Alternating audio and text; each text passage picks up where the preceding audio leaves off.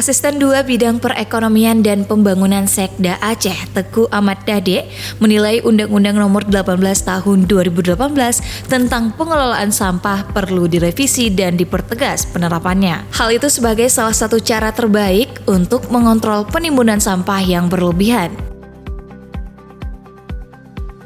Secara substansi, UU tersebut sudah cukup baik dengan mencantumkan mekanisme infrastruktur dalam pengelolaan sampah dan kerjasama, kata Dade saat menerima kedatangan Komite 2 Dewan Perwakilan Daerah atau DPD RI di ruang potensi daerah Sekda Aceh, Banda Aceh, Selasa 28 Januari 2020. Namun demikian, masih ada kekurangan pasal-pasal yang mengatur bagaimana menumbuhkan budaya hidup bersih di kalangan masyarakat Indonesia, khususnya Aceh. Asisten 2 menginginkan dalam revisi UU itu beberapa rekomendasi dari pemerintah Aceh bisa dimasukkan.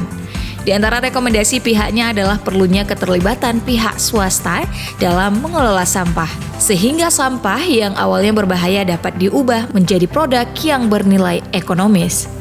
Di samping itu, upaya peningkatan budaya peduli sampah di kalangan masyarakat juga perlu untuk terus ditingkatkan.